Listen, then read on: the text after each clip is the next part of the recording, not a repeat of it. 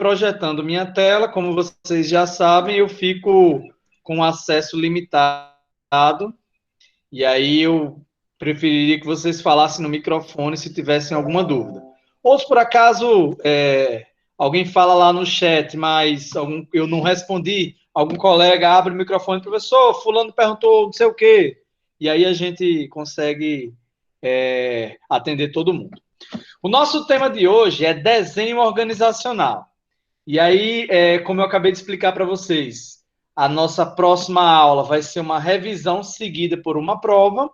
E vocês também têm uma outra prova que está disponível para vocês. É a aula 3, certo, pessoal? Essa aula 3 foi realizada, se eu não me engano, no dia 2 de fevereiro. E dá uma olhada lá no Google Sala de Aula, tem uma prova lá para vocês responderem, vale 60 pontos. E aí eu vou falar hoje sobre mapeamento e modelagem, entramos em estrutura organizacional e encerramos hoje com ferramentas administrativas. Gente, tem uma frase bem agressiva, mas ela se encaixa muito nesse assunto. Entendeu ou quer que eu desenhe? Com certeza vocês já devem ter ouvido isso em algum outro contexto.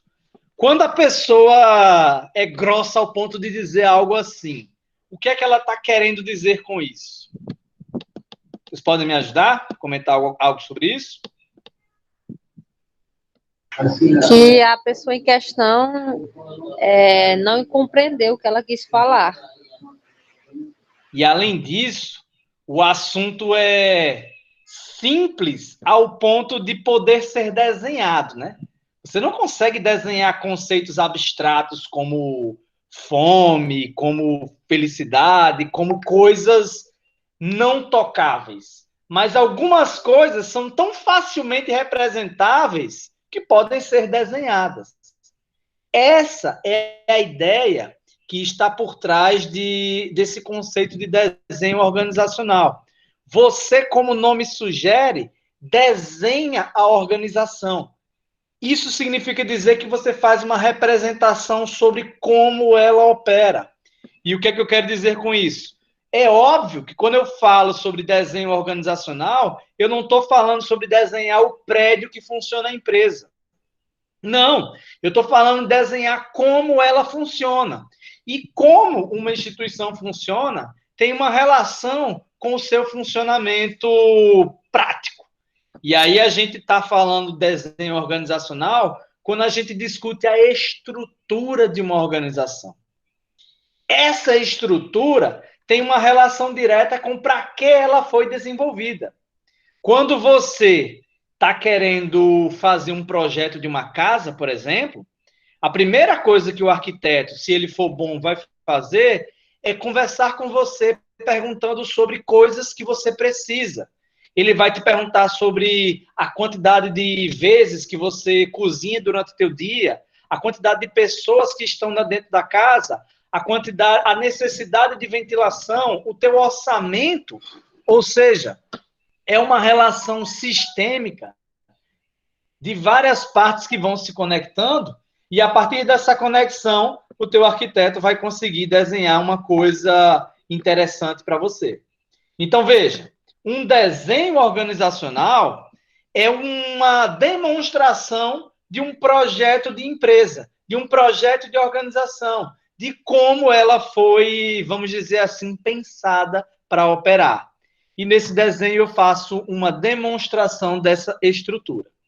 Mas aí, gente, a gente, de certa forma, deu uma avançada no assunto e essa provocação inicial, ela visa mais dar um panorama sobre isso. A pergunta inicial que eu já fiz em outros momentos é o que é um processo? Alguém pode me ajudar?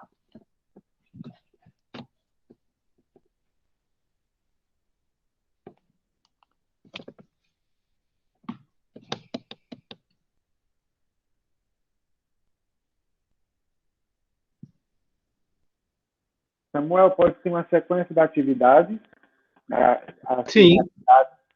Ou dentro da instituição ou não. Sim. Uma sequência lógica de atividades que se relacionam entre si e agregam valor a algo. E o que é que eu quero dizer com agregam valor a algo? eu tenho aqui um celular e aqui eu tenho uma capinha. Quando eu junto uma coisa na outra, eu tenho uma melhora de produto. Ou seja, o meu celular sem a minha capinha tem um valor diferente do meu celular com a capinha.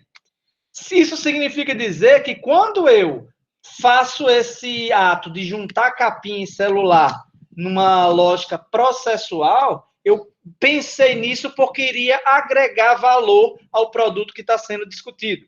Então, o processo, via de regra, é feito para melhorar uma determinada tarefa dentro da empresa. Ou, como o Vilela disse, é um grupo de tarefas interligadas que usam recursos para apoiar os resultados organizacionais. Então, veja que todo e qualquer processo, ele é pensado numa perspectiva de algo que é, a partir da entrada de produtos, que são processados, resultam em algo melhor. A minha saída sempre vai ser melhor do que a minha entrada.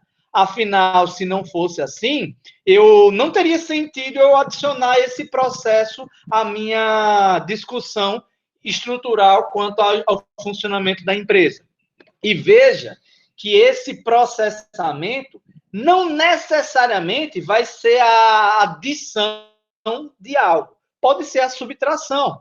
E eu estou falando, por exemplo, quando eu pego um caju e retiro a castanha dele, eu estou diminuindo o tamanho do produto, mas separando ele. De um lado eu asso a castanha, do outro eu faço o suco com o sumo daquele caju. Ou seja, retirei algo daquele produto e melhorei ele utilizando duas ações diferentes.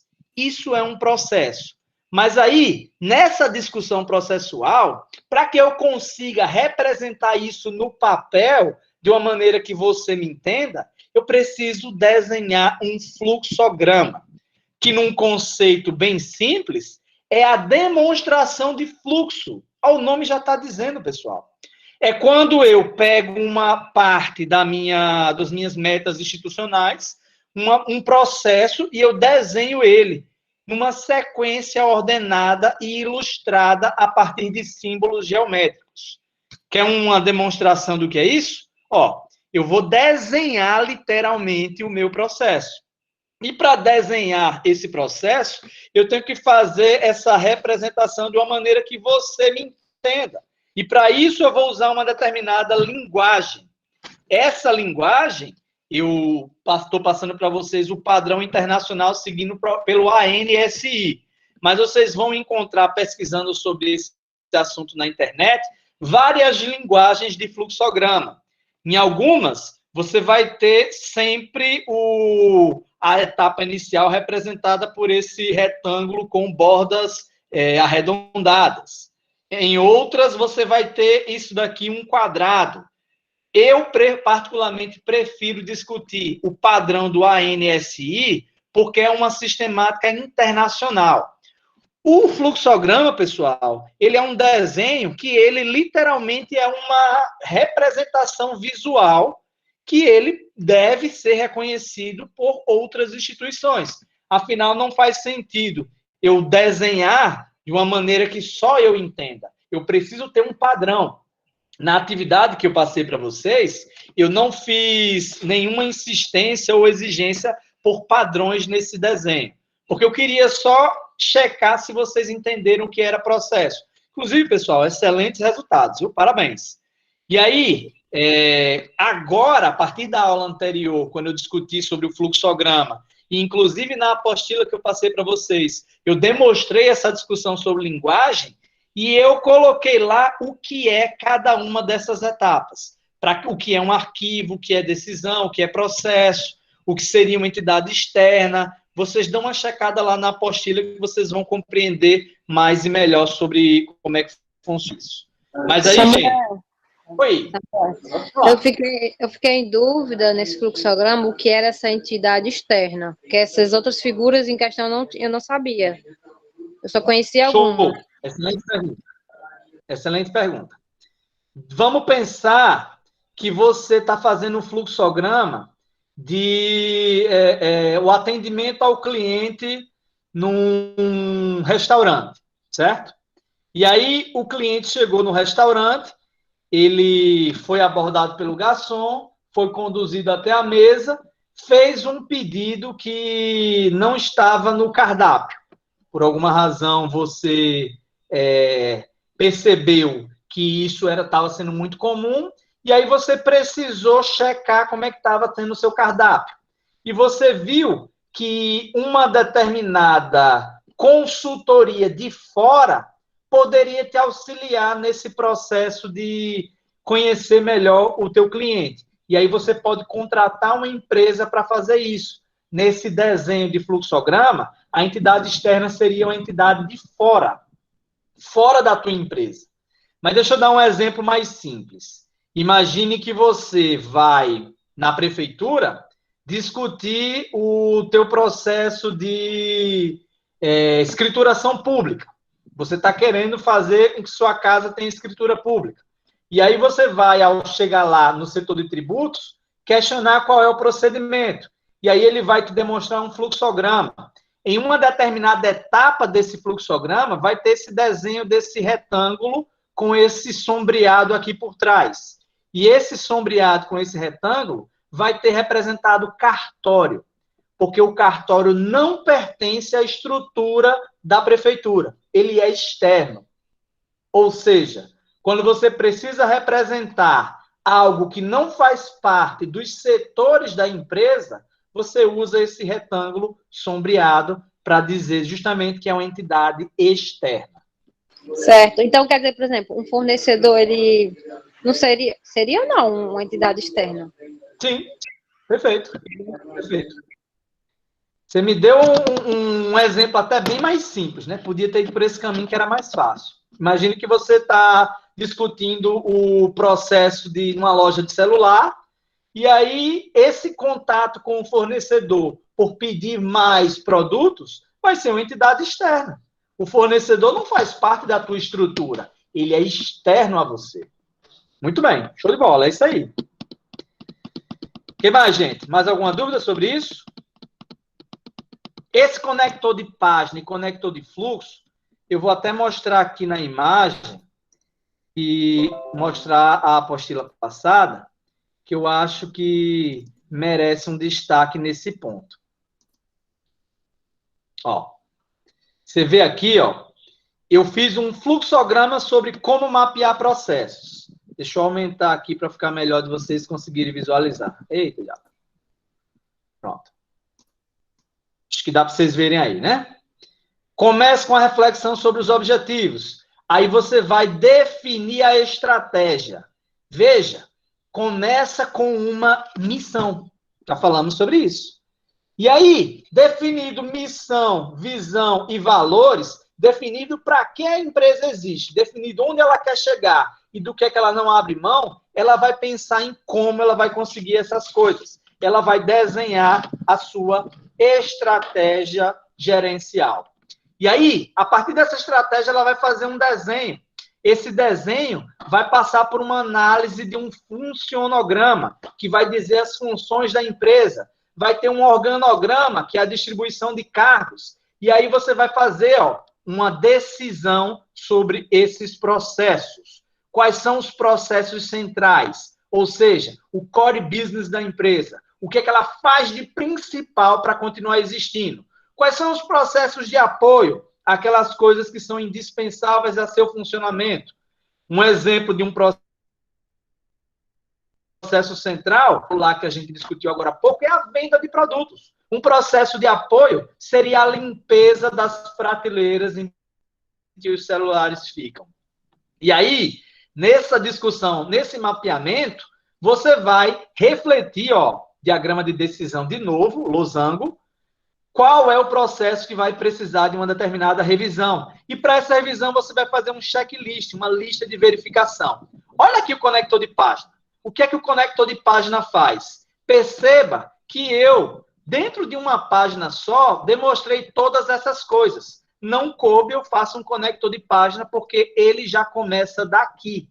Esse conector de página é uma maneira de eu representar com mais facilidade o meu fluxograma para que ele fique mais fácil de ser entendido. Eu posso fazer essa dentro de uma página, cada uma dessas etapas menores, posso, mas aí, de repente, por uma questão didática e para pensar mais e melhor sobre esses processos, eu prefiro deixar eles grandes, que aí eu demonstro minha equipe com mais facilidade. E aí eu faço conector de página e já vou aqui para outra etapa, que é o desenho do fluxograma. E olha aqui as ferramentas que eu tenho para esse desenho. Ou seja, eu vou repetir toda essa reflexão. Esse conector circular aqui, ele é para resumir todo um processo. E aí, eu finalmente tenho um fluxograma pronto. Como assim repetir o processo, professor? Em vez de eu colocar tudo isso aqui que está em verde, eu coloco só o 2. E aí, é claro que eu não posso colocar o 2 antes da demonstração de todo esse processo, porque senão, quem vai ler meu fluxograma não vai entender. Por isso que é importante eu dar um detalhamento estético cuidadoso nesse fluxograma. Eu coloquei um link para vocês na aula passada, se não me engano foi no item filé com fritas, em que eu demonstrei, tem um link lá de um site, que ele faz uma demonstração de como fazer fluxograma no Excel ou no PowerPoint. Mas existe hoje softwares que são específicos sobre isso. Dá uma googlada, software para fazer fluxograma. Você vai cair em muita coisa que já vai te levar para sites que te ajudam muito nesse quesito. Certo? Vamos voltar para a minha aula. Aliás, voltar não, né? Vamos continuar. Ok, pessoal? Dúvidas sobre isso? Quer que eu repita alguma coisa? Eu repito, sem nenhum problema.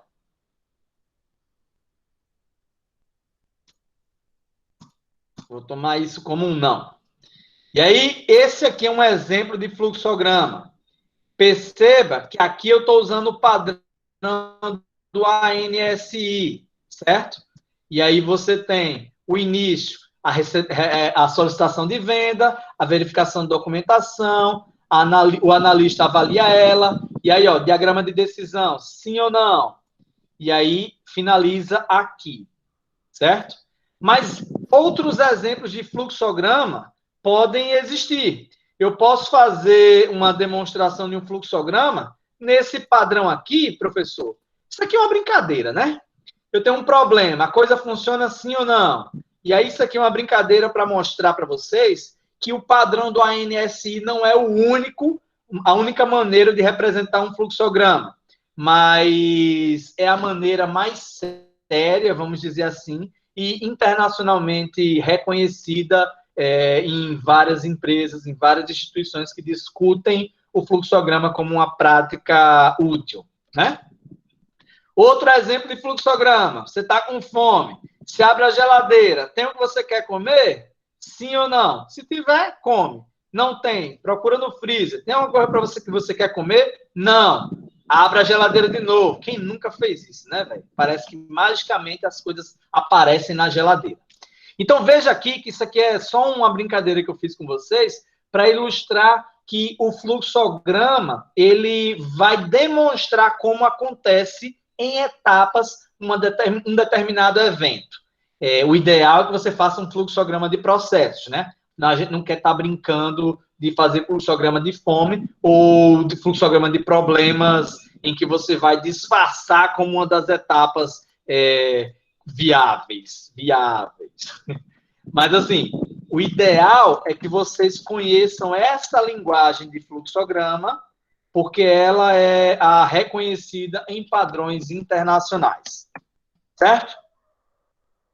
Posso continuar? Mas, gente, processos, eu gosto muito de dizer que eles não são, eles estão. E o que é que eu quero dizer com isso? Eu quero dizer que por mais que você desenhe um fluxograma com... Gente, eu estou vendo a lista de chamada aqui, mas quem faz sou eu, certo? Eu agradeço aí, mas eu que vou dar o print depois. Continuando. Inclusive, eu propositalmente, eu não deixo claro em que momento da aula eu vou fazer isso, justamente para a gente evitar as saídas e, enfim, vocês entenderam o que eu quero dizer. O que é que eu estava falando? Os processos não são, eles estão. E o que é que eu quero dizer com os processos estão? Eu quero dizer que, por mais que você mapeie com todo o cuidado do mundo um determinado processo, ele sempre vai precisar de uma segunda, uma terceira, vários olhares dentro da instituição. E ele tem variações porque alterações externas podem acontecer, coisas que demandem determinadas alterações que inicialmente não estavam previstas. E o mapeamento de processos serve justamente para isso. É como se você tirasse uma fotografia dele, e a partir dessa fotografia, você vai fazer uma análise minuciosa sobre todas as etapas dele. E você vai aparar as arestas necessárias. Porque pode acontecer de você perceber que uma determinada prática que estava dando muita atenção àquilo ali, não estava somando em nada ao processo. Exemplo prático. Imagine nesse exemplo que eu dei sobre a prefeitura e você tirar um alvará de escrituração pública, por exemplo.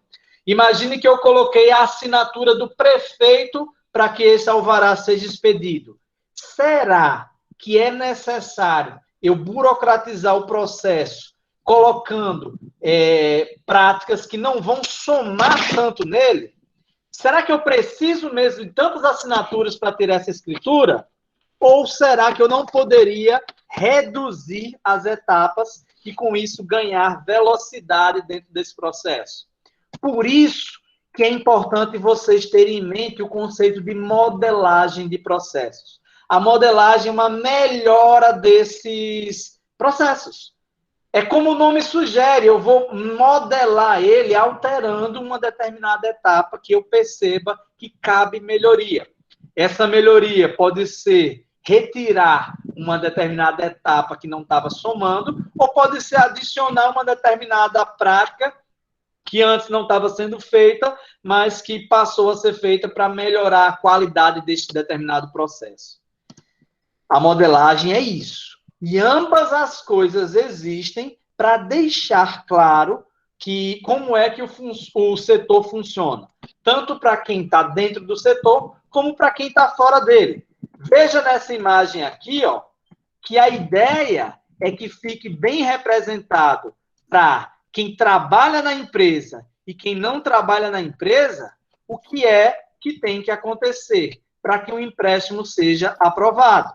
Então, veja, isso é útil para quando você tem novos funcionários, é útil para quando você vai demonstrar para gerentes, por exemplo, como é que funciona um determinado setor, e aí ele vai conseguir, a partir desse fluxograma, pensar melhor sobre coisas que talvez não sejam necessárias. Exemplo, será que essa avaliação do analista é necessária?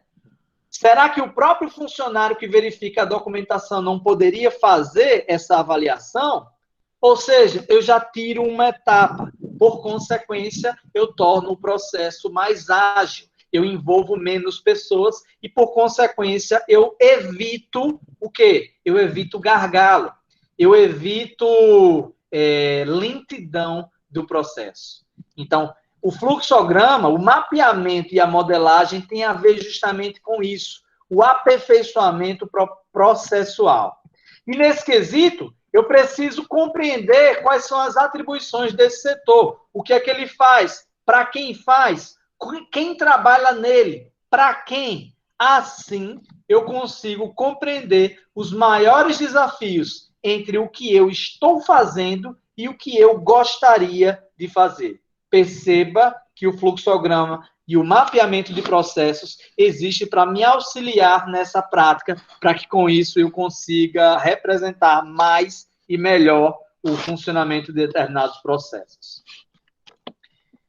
E aí, gente, como é que eu vou fazer esse mapeamento? Eu trouxe um passo a passo aqui para vocês. Primeiro ponto, eu preciso de mais visões. Eu preciso de todo mundo que atua nesse processo dê uma olhada nesse mapeamento para que determinados pontos não sejam esquecidos. E aí eu vou juntar todo o setor eu vou discutir sobre todos os tipos de processos que esse meu setor faz, eu vou mapear a partir de grupos menores, em que eu vou reunir pessoas e colocar elas para dizerem o que elas fazem, como elas fazem e o que é que elas usam, quanto tempo gastam, que material é necessário. Eu vou reunir todas as informações para que assim eu consiga ter um debate mais proveitoso sobre esse processo, sobre esse setor, sobre essas etapas e por que elas vão ou não somar nesse meu processo. Deixa eu voltar aqui, ó. Esse exemplo que eu acabei de dar do empréstimo. Eu estou questionando a necessidade desse analista. Mas se eu reunir o setor e as pessoas me convencerem que é necessário o analista fazer essa solicitação, para que aí eu consiga colocar mais documentações e colocar esse outro funcionário, esse funcionário nessa etapa anterior, para ele já ir agilizando outras coisas. Afinal, se eu colocar ele para fazer a avaliação e a verificação da documentação, em vez de ganhar velocidade, talvez eu perca. Mas, para isso, eu não posso fazer só a partir de uma avaliação pura e seca do fluxograma. Eu tenho que conversar com os envolvidos, porque talvez esse analista faça uma função muito necessária e eu não saiba. Como é que eu sei? Conversando com os envolvidos, conversando com o setor e questionando eles sobre essas práticas. Tem uma historinha que eu gosto muito, e eu não sei se eu já contei para vocês, mas ela demonstra exatamente essa coisa de etapas que agregam ou não agregam a um determinado processo. Conta-se que numa instituição militar, você tinha o banco branco do tenente que precisava ser vigiado. E aí percebam que era uma tradição, e chegou um soldado e ele começou a perguntar por que era necessário vigiar o banco branco do tenente. E ele chegou para o capitão dele, o cabo, na verdade, perdão, e questionou: cabo, por que eu tenho que vigiar o banco branco do tenente? Isso é um absurdo. Desde que eu era soldado que alguém tem que vigiar o banco branco do tenente. Você está questionando nossa hierarquia? Você está questionando os nossos processos? Tô, cabo, eu só queria entender o que está acontecendo. Vá falar com o capitão. E aí o soldado, muito bem mandado e muito teimoso, inclusive, foi lá conversar com o capitão e perguntou: capitão, por que alguém tem que vigiar o banco branco do tenente? Isso é um absurdo. Desde que eu era soldado, que eu vigiava o banco branco do tenente, você está questionando o nosso funcionamento? Para que você quer saber disso? Não, capitão, desculpa, eu só queria entender como é que funciona. Vá perguntar ao tenente. E aí, assim, o soldado foi, perguntou ao tenente por que alguém tinha que vigiar o banco branco do tenente. E o tenente respondeu: isso é um absurdo. Desde que eu era soldado, que alguém sempre tem que estar lá vigiando o banco branco do tenente. Você está questionando o nosso funcionamento? Está questionando a nossa prática? Questionando a nossa hierarquia? Vá perguntar ao general. E assim, o soldado aproveitou que naquela ocasião o general estava no quartel e foi lá: general, eu já perguntei ao cabo, já perguntei ao capitão, já perguntei ao tenente, e eu queria saber por que no nosso quartel sempre tem que ter alguém vigiando o banco branco do tenente. E aí o general bateu assim na testa e ficou: ai, meu Deus do céu. Você está me dizendo que até hoje tem uma pessoa específica para vigiar o banco branco do tenente? E o soldado disse: sim, general, estou dizendo exatamente isso. Meu amigo, na época que eu era tenente, eu dei ordem, quando esse banco branco estava pintado, eu dei a ordem para alguém vigiar, para que ninguém sentasse naquele banco enquanto a tinta estava fresca. Quer dizer que só porque eu não tirei essa ordem até hoje, alguém vigia esse bendito banco branco. E aí o soldado disse: general, até hoje tem alguém vigiando o banco branco do tenente. O que é que eu quero dizer com isso, pessoal?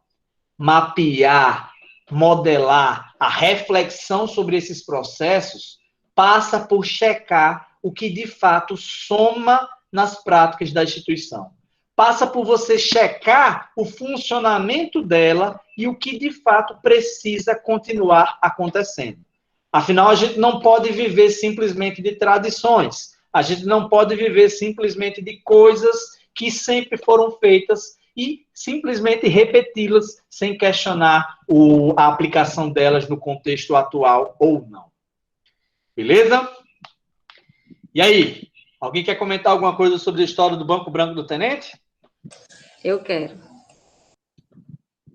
Fica à vontade. Muito engraçado isso aí, mas é muito real também. Porque muitas empresas, às vezes, não estão preparadas, né? Os administradores, os gerentes, as pessoas que estão em cargos maiorais nas empresas, às vezes não estão abertos para receber uma opinião de uma pessoa que, às vezes, por estar num cargo inferior, é exatamente isso que aconteceu. Quando você vai perguntar, às vezes, por uma questão de melhoria, a pessoa, por achar que você está num cargo inferior, não cabe a você discutir aquilo. E, no fim, descobre-se que poderia ter sido melhorado e, às vezes, a empresa está no prejuízo, né? A chamada, justamente, como a patente, né? Levando para o lado da história aí, a patente dele, ninguém escutava ele por ele não ter uma patente. Então, isso se aplica muito à nossa realidade, tanto de um lado como do outro. De não escutar quem está embaixo e de quem está lá em cima, deu a ordem, se não for lá, não tirar a ordem, ninguém se mobiliza para fazer o contrário. É muito difícil, né? Porque o ideal seria que você tivesse confiança na tua equipe ao ponto de confiar no bom senso dela. Mas, infelizmente, nem sempre isso acontece. E essa falta de bom senso da equipe, às vezes é uma resposta da equipe à posição das pessoas em cargos de liderança. Muitas vezes elas não estimulam a conversa. Muitas vezes elas não estimulam que o funcionário chegue e dê sugestões. E aí, na prática, as pessoas viram meros soldadinhos seguindo ordem, e é isso aí, amém, irmão. E você não questiona, logo você perde a oportunidade de fazer, colher opiniões, colher vivências, e a gente precisa disso. Ninguém consegue pensar num processo final.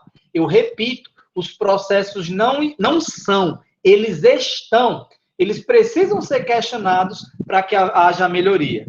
E a tua colocação, Ângela, ela é muito verdade. Tem uma relação direta com hierarquia e a construção de cultura que nem sempre é boa, né? Nem sempre há um diálogo bom entre as partes e acaba acontecendo absurdos como esse. Alguém quer falar mais alguma coisa ou posso continuar?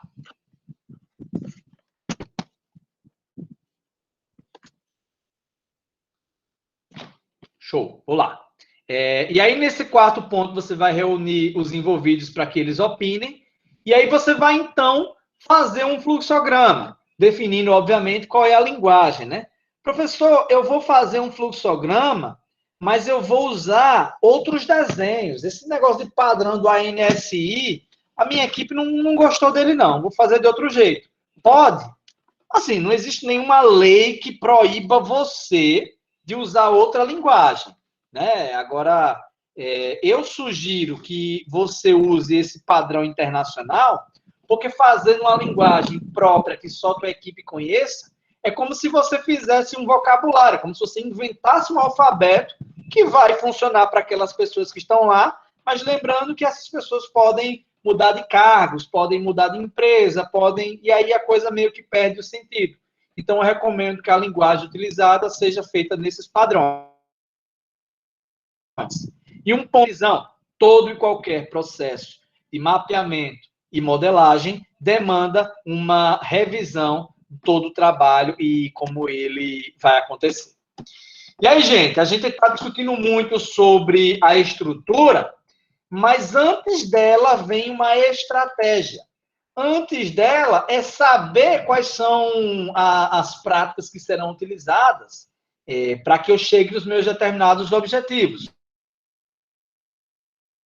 Por isso, a reflexão toda de fluxograma passa por essa coisa de você pensar no público-alvo que a empresa vai agir, como é que ela vai manter os recursos necessários para continuar aplicando os processos da maneira que foi desenhada. O público está entendendo isso? As pessoas compreendem como a empresa está organizando os seus recursos? Os próprios funcionários têm clareza disso? Todas essas reflexões devem passar pelo momento de você fazer esse mapeamento, porque a resposta para essas perguntas que eu fiz vai dizer sobre como você vai se mexer nessa construção de mapeamento organizacional. Será que eu tenho um clima bom da minha empresa o suficiente para reunir todo mundo? Isso aqui não é receita de bolo, pessoal.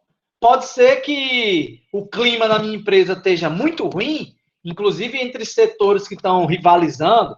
De repente, o setor de produção não está conseguindo ter um diálogo bom com o setor de marketing, porque eles estão gerando... Um está gerando expectativas irreais para o outro. E aí, juntar eles naquele momento vai ser a pior coisa possível. Então, de repente, eu posso utilizar outra estratégia, de repente, eu posso chamar os chefes daqueles setores, eu posso chamar funcionários em posições operacionais que vão me dizer mais ou menos qual seria o melhor funcionamento. É sempre importantíssimo vocês, na atuação como técnicos em administração, tenham em mente que essa discussão passa por ferramentas. Eu estou lhe demonstrando quais são as ferramentas administrativas. O jeito de utilizá-las vai depender de como você tem as condições materiais para fazer isso. De repente, você precisa entregar um fluxograma para o teu chefe de hoje para amanhã. E aí você não tem tempo de reunir todas as pessoas. Você tem que fazer uma coisa mais baseada na tua observação e na tentativa e no erro. Ou seja, você vai precisar fazer um trabalho mais rápido, mas por uma questão, inclusive, de honestidade intelectual, tem que deixar claro para quem vai receber esse teu produto que esse trabalho demandava outras ações que não foi possível de ser executadas. Então, assim, é muito importante que vocês entendam isso. Não é uma receita de bolo, eu repito. Apesar da gente sistematizar as informações e as melhores práticas reunidas nessas 6 aqui que eu trouxe para vocês, determinadas situações vão exigir que vocês tenham mais desenvoltura na maneira de mapear esses processos. E aí, vai depender muito da tecnologia disponível, da estratégia da tua empresa, do ambiente de competição que ela se envolve, no tamanho dela. Às vezes, você precisa sentir isso antes de fazer a proposição sobre qual a melhor estratégia possível para fazer esse fluxograma dentro desse desenho organizacional. E aí, gente, eu comentei no início da aula, quando eu estava falando sobre o mapeamento de processos, né? Eu falei sobre mais 2 gramas, além do fluxograma. Fluxograma, o desenho de fluxo. Organograma é o quê? É a representação de cargos dentro da empresa. Esses cargos e essas funções, que já é o funcionograma, são coisas diferentes. No funcionograma, eu vou ter a representação de tarefas. Essas palavras são muito fáceis de vocês captarem o que é que quer dizer cada uma, porque a própria palavra entrega. No organograma, eu tenho a organização de cargos. No funcionograma, eu tenho a organização de funções, ou seja, eu tenho as tarefas e atividades. E no fluxograma, a organização de fluxo de tarefas. Deixa eu demonstrar isso de uma forma mais palpável. O que é um organograma? Aqui um exemplo disso. Existem modelos de organograma. Um deles fala sobre uma estrutura linear, que inclusive é bem comum em instituições religiosas, militares, em que você tem uma hierarquia bem definida entre quem manda e quem é mandado. Essa é a estrutura linear.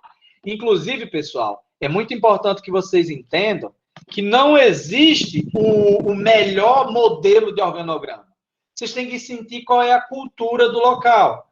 E dependendo de qual é a cultura do local, como é que funciona o mercado por lá, você vai fazer uma proposta ou outra de organograma. De repente, aquele setor funcionaria melhor se fosse uma estrutura mais fixa, linear, em que um manda e o outro obedece. Mas pode acontecer de você funcionar melhor numa estrutura funcional, em que você vai ter funções em que cada um vai ter uma prática diferente e você não vai ter uma hierarquia muito bem definida. Você vai ter uma instituição mais achatada, mais horizontalizada e menos vertical, como no modelo linear. Ou seja, nessa estrutura funcional, você tem um presidente, alguns assessores e as funções da empresa dividida em setores. Marketing, produção, RH, finanças. E aí, essa estrutura aqui, pessoal, ela é muito comum nas empresas de pequeno, médio porte. Quando você vai crescendo um pouco a instituição, um pouco não, né? Quando você cresce bastante e você tem uma instituição departamentalizada, ou seja, cada departamento tem uma função bem específica, você vai precisar de uma estrutura mais divisional. Aqui eu estou falando de uma Coca-Cola da vida, de uma Vale do Rio Doce, de uma empresa que você tem áreas de produtos em que cada produto vai fazer práticas diferentes. O IFCE, por exemplo, funciona mais ou menos nesse modelo divisional, em que você tem campi e cada campi tem uma estrutura interna, né? Mas aí essas divisões, cada uma delas tem uma área diferente.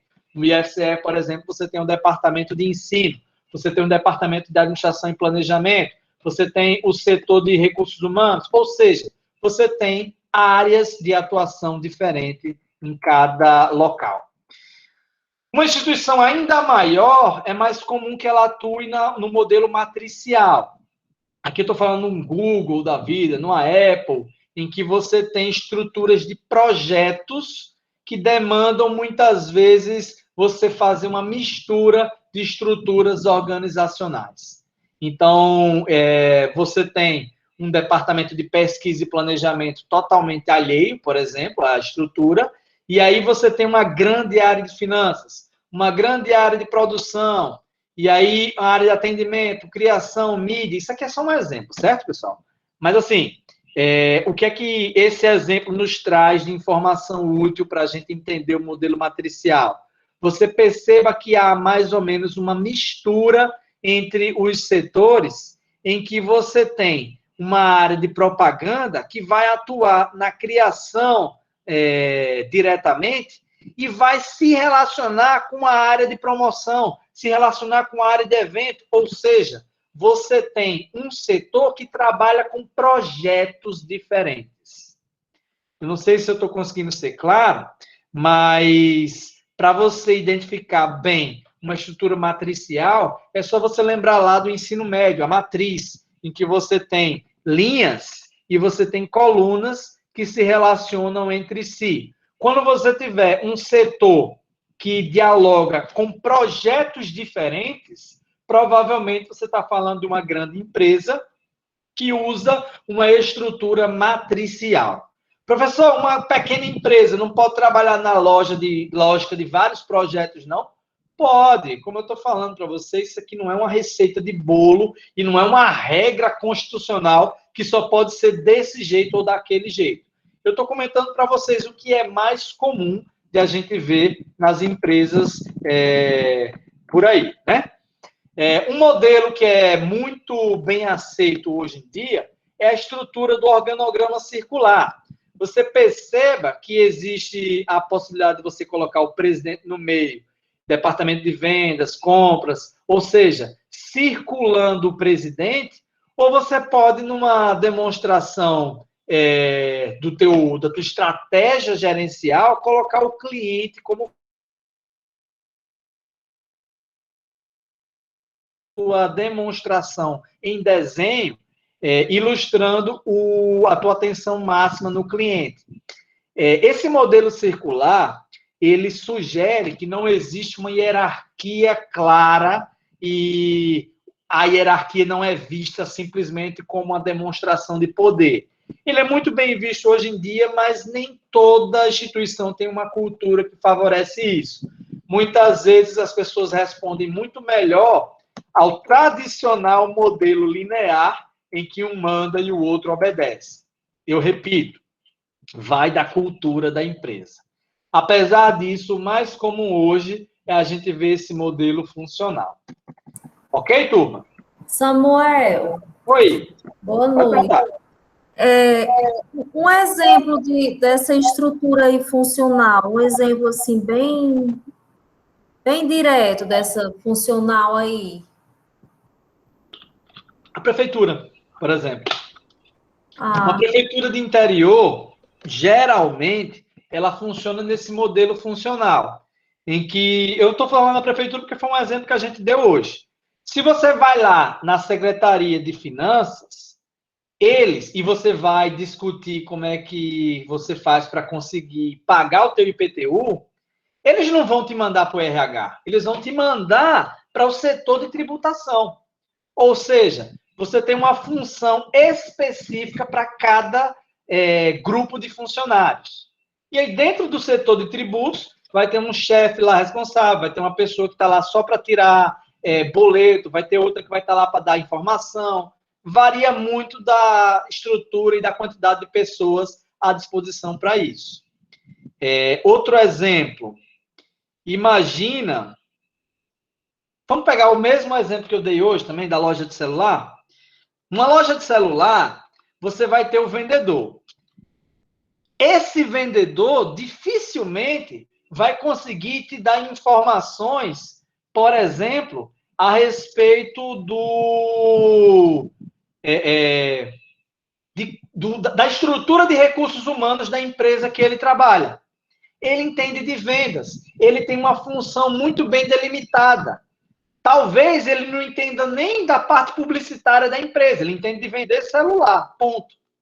Então, quando você tem muito especificado as funções dentro da instituição, você geralmente tem essa estrutura funcional. Eu acho que vocês já passaram por essa situação de perguntar uma coisa a algum funcionário e ele dizer, não sei, só trabalho aqui. Não sei, tem que perguntar para fulano.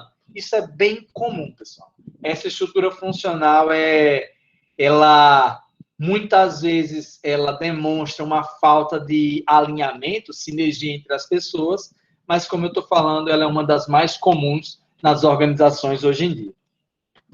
Respondi, Elis Gardner? sim, mas aí no caso, tipo uma escola, vamos supor uma escola de ensino médio, qual seria a estrutura dela? Tá. Essa pergunta é boa porque me ajuda a demonstrar na prática uma coisa que eu falei para vocês. Eu não vou conseguir te dizer que todas as escolas funcionam com esse modelo funcional ou esse modelo linear. Não existe uma regra que diz assim, uma loja de celular tem que usar a estrutura linear, uma escola tem que usar o modelo divisional. Não. Mas, assim, veja, o mais comum de a gente ver nas escolas hoje é justamente esse modelo funcional. Mas, professor, você falando do IFCE, você disse que era estrutura divisional. Eu coloquei o IFCE em uma estrutura divisional pelo tamanho do IFCE. Mas se você vai na escola, de repente, uma creche municipal, você vai ter as professoras reunidas na sala de professores, você vai ter a secretaria cuidando das funções mais documentais da instituição, matrícula de alunos, compras, por exemplo, às vezes está alocado na secretaria, você vai ter a direção promovendo o gerenciamento de tudo isso, ou seja, você tem funções específicas em que aquele professor não cuida, por exemplo, da compra de lápis, da compra de canetas, da compra de papel. O professor não tem nada a ver com isso. A função dele, via de regra, não é essa. Nesse exemplo dessa creche que eu estou comentando para vocês.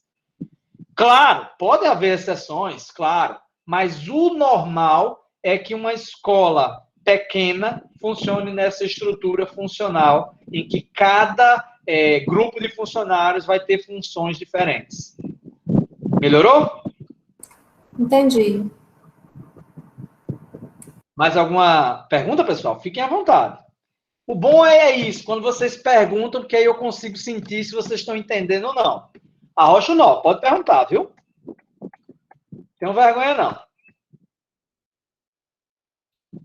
Gente, vou entrar numa terceira parte. Eu vou entrar numa terceira parte da nossa conversa de hoje, em que a gente vai conversar um pouco sobre o controle desses processos. Eu acredito que vocês lembram de Fundamentos em Administração, quando nós conversamos sobre funções da administração. Eu não me lembro, mas eu acho que foi até Elis Gardeni que fez uma pergunta muito boa na aula anterior, que a gente estava fazendo uma aula síncrona.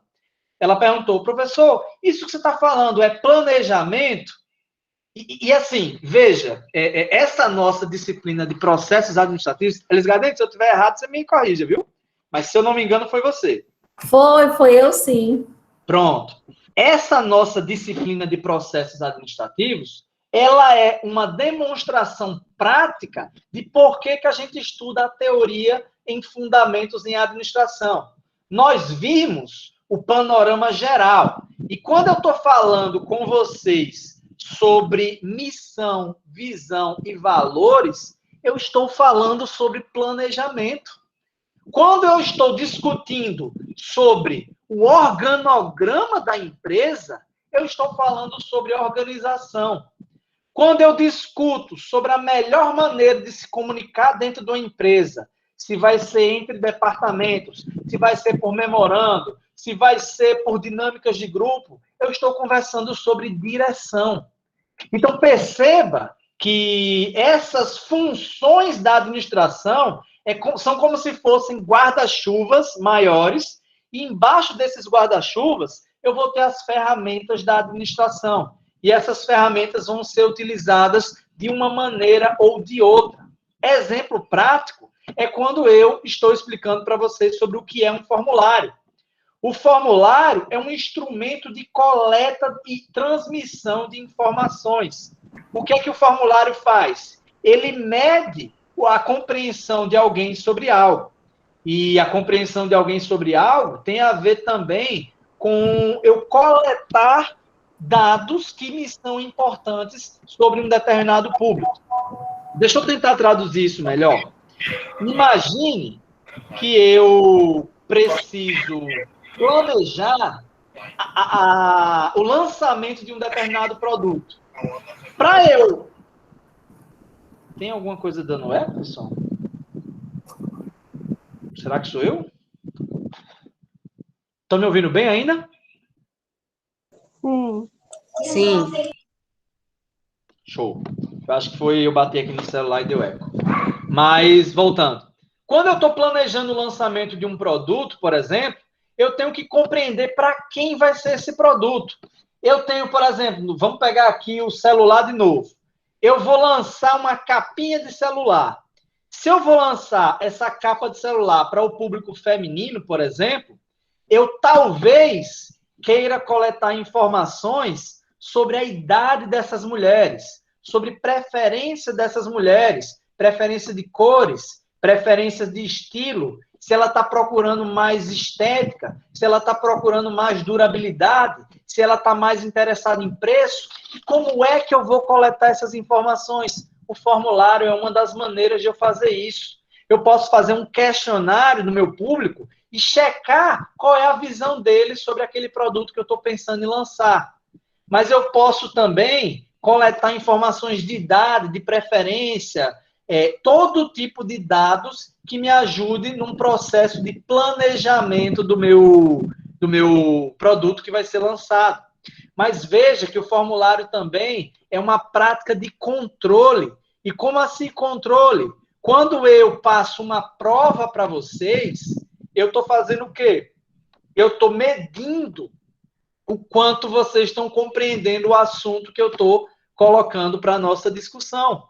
Então, o formulário também faz essa auferição. O formulário também me ajuda a medir, mensurar a compreensão de vocês sobre esse tema. Então, o formulário é como se fosse um fio condutor em que eu coleto dados e, a partir do processamento desses dados, eu vou conseguir descrever em informações. Mas veja, pessoal, coletei esses dados, e aí eu vou organizar nesse meu lançamento do produto, da capinha de celular feminina, e eu vou perceber que as mulheres de 20 a 25 anos preferem uma capinha do azul claro, e elas estão pensando mais em preço e menos em estética. E aí eu vou, juntando esses dados, organizá-las em um relatório, em que eu vou, como o nome sugere, relatar informações, porque a partir do processamento desses dados anteriores, eu consegui sistematizar e organizar uma informação. O relatório, gente, é uma demonstração de resultados. Enquanto o formulário é a coleta desses dados, o relatório é a demonstração desses dados, que a partir do momento que eles foram mastigados, eles se transformaram em informações. Dando um exemplo meio abstrato, mas que eu acho que vai ajudar aqui, o formulário seria como se fosse um mosquito. Ele vai levar coisas de um lado para o outro. Ele vai sugar sangue, no caso do mosquito aí, e vai, a partir do momento que ele for sugar sangue em outra pessoa, ele vai transmitir, por exemplo, um vírus. Nem sempre essa transmissão é positiva, né, gente? Então, o formulário é um fio condutor em que eu vou levar informações, eu vou levar dados de um lado para o outro. Enquanto o relatório seria um relato, seria a organização dessas informações em uma estrutura que tenha lógica e faça sentido.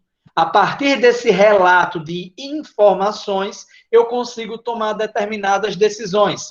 Esse meu relatório pode me ajudar não só no planejamento, não só no controle, para eu checar qual é o desempenho da turma do S2 de administração, mas ele pode me ajudar no planejamento para as próximas turmas de processos administrativos. A partir do desempenho de vocês, eu posso aperfeiçoar uma prática ou outra, deixar de fazer algumas coisas e começar a fazer outras a partir das reflexões que vão ser obtidas a partir do formulário, que é a prova de vocês, por exemplo.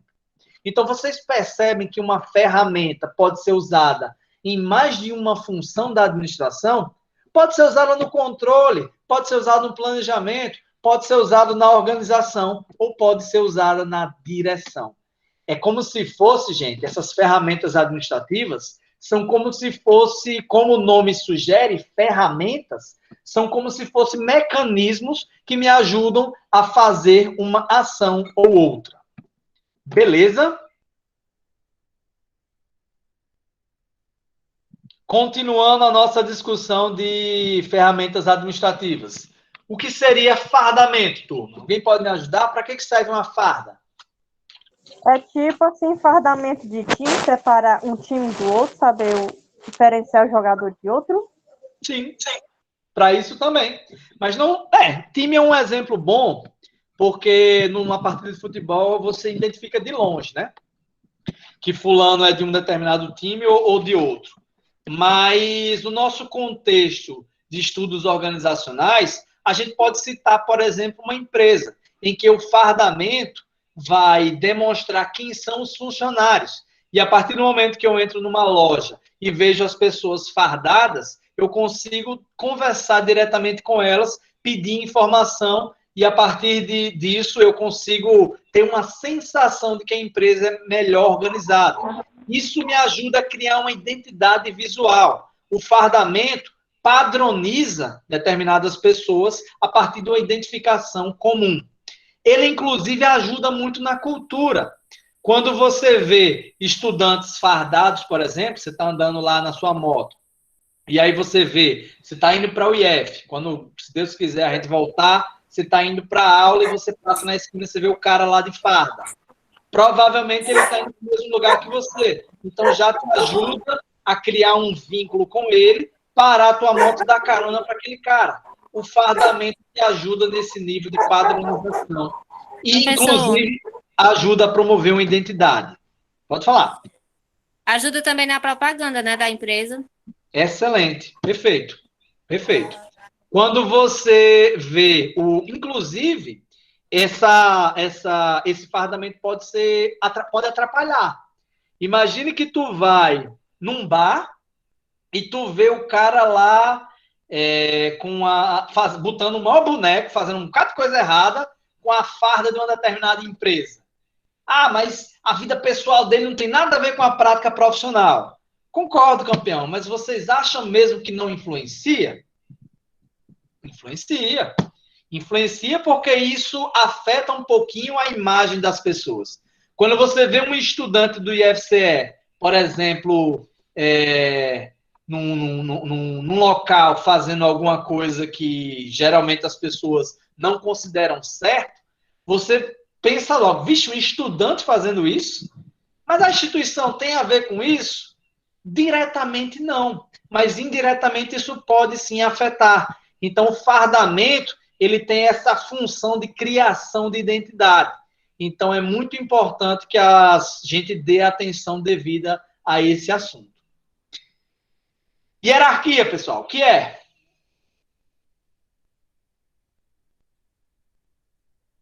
Maria, quer falar mais? Eu vi que você levantou a mão.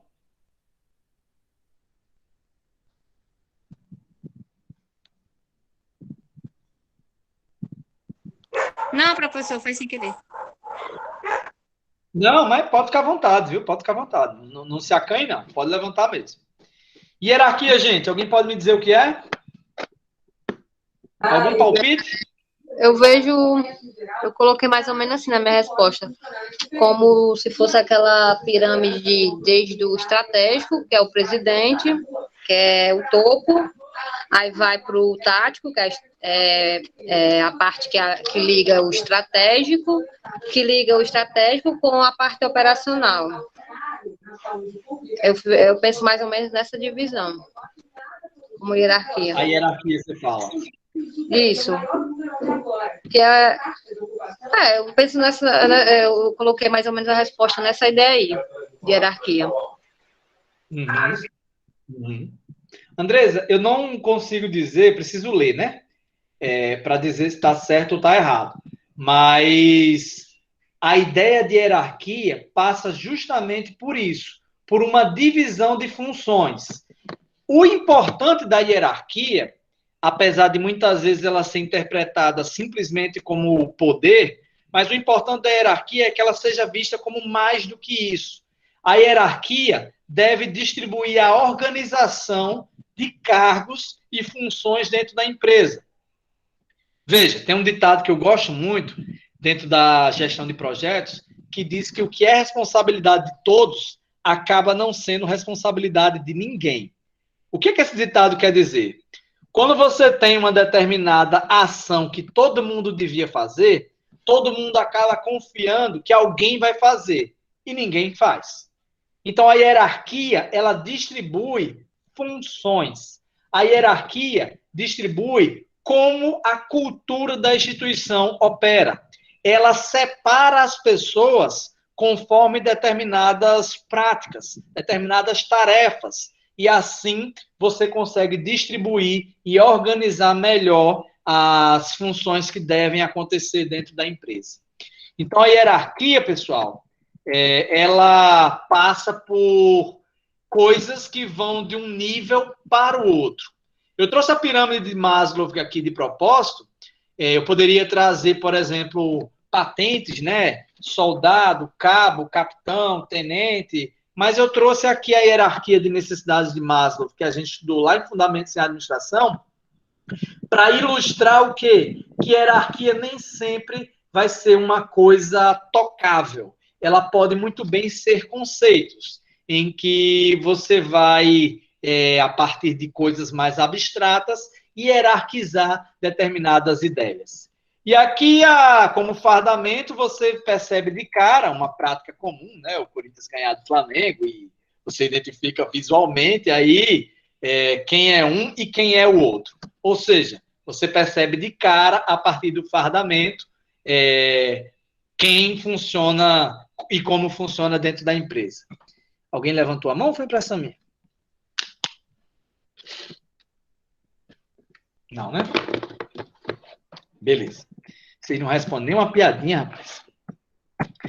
Vou mostrar essa imagem aí. Regras de convivência.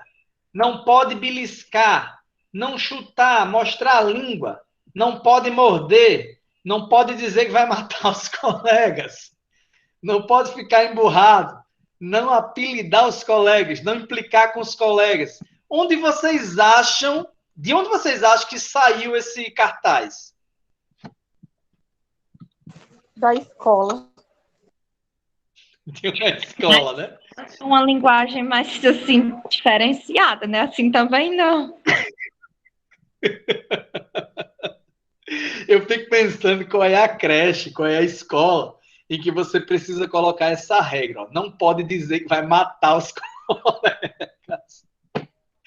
Mas assim, veja, esse código de regras tem a ver com práticas, acordos entre as partes, entre as pessoas que integram uma instituição, para dizer como ela deve funcionar.